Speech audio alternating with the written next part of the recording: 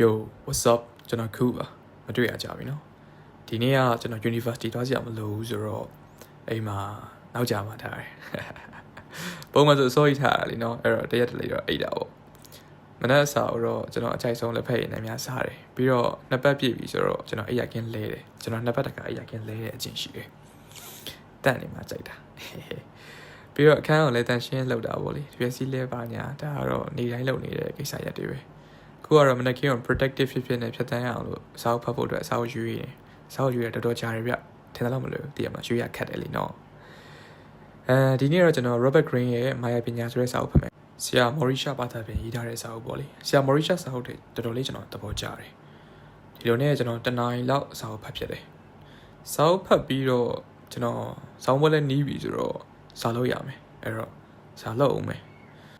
သူ့အရက်နဲ့သူ့ဇက်ကတော့ကရတာပေါ့လीနော်အဲ့တော့စနတန်ပြီးပြီဆိုပြီးတော့လေအတန်းနေရပပေါ်ရွရွဖြစ်ပြီးတော့စာတွေနဲသွားတာမှမဟုတ်တာတက်ကတူဆိုတော့စာတွေကပိုများလာတယ်ပိုခက်လာတယ်ဆိုတော့လေလုံနေရတာပဲမလုပ်လို့မရဘူးလीနော်ကျွန်တော်ကစာလုပ်ပြီးဆိုကိုခန်းထဲမှာကိုယ့်အကိုတကားပိတ်ပြီးအေးအေးဆေးဆေးလုပ်လေးရှိတယ်ကိုဖီနဲ့ကိုပေါ့ဗျာ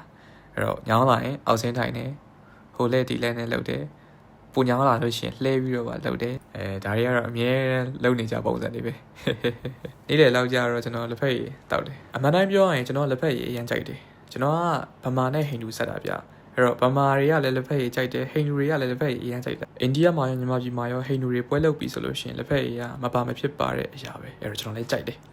ပြီးတော့ကျွန်တော်ဖျားရှိခိုးတယ်ပြီးတော့တမင်မဟာဝနီမဟာတာဘက်ကူတန်နေပြီးတော့တရားလဲထိုင်တယ်ကျွန်တော်ကအားရအားတယ်လို့ဖျားရှိခိုးလေးရှိတယ်တရားထိုင်ရတာလည်းအရင်ကြိုက်တော့အမြဲတမ်းထိုင်ဖြစ်တယ် Alright စာပြန်လိုက်မယ်တက္ကသိုလ်မှာလည်းစာတွေကများတယ်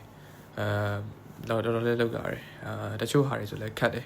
ဒါပေမဲ့ဆက်နေတလောက်တော့ pressure မများတာတော့အမှန်ပေါ့လေအလုံးရင်းနဲ့ညနေလေးစောင်းလာတော့ bike ကစားလာအဲ့တော့အပြင်ရောက်နေတဲ့မေမေကသူ့သားလေးအကြိုက် poncho က drumstick ဝယ်လာပြီးအဲ့တော့မေမေဝယ်ပေးတဲ့ drumstick ကိုကျွန်တော်လည်းအားရပါရစားရင်းနဲ့အစာကြီးကြက်နေလိုက်တယ်ဗျတော်တော်လေးညနေစောင်းသွားပြီဆိုတော့ကျွန်တော်ချင်သွားတယ်ဒေါ်လေးကပေါ့ချင်းအိမ်နဲ့နီးလို့နှမဝင်သေးပြီဒီနေ့ကဘိုင်ဆက်နဲ့ back ဆိုရမယ်ဒီအရင်တော့ချက်ဆိုင်ပို့ပြီးတော့ weight တွေတိုးလာနေတဲ့အတွက်ကိုချင်းနေမိတယ်ဒီနေ့ညစာကတော့ကျွန်တော်ထမင်းမစားချင်တာနဲ့အုတ်နဲ့နွားနွတ်ဖြတ်တောက်တယ်ပြီးတော့ချက်ဥပြုတ်ရယ် drumstick ရယ်စားတယ်ဒီတခါ drumstick ကတော့ညနေရလို့အချို့မဟုတ်ဘူးအခုကအဆက်ကျွန်တော်အဆက်မကြိုက်ဘူးကျွန်တော်အချို့ပဲကြိုက်တယ်ကဲအားလုံးပဲနောက်ဘလော့မှာပြန်တွေ့မယ်ဒါကတော့မတွေ့ရကြလို့မျက်နှာကိုတိချလာပြတာဟေးဟေး take care နော်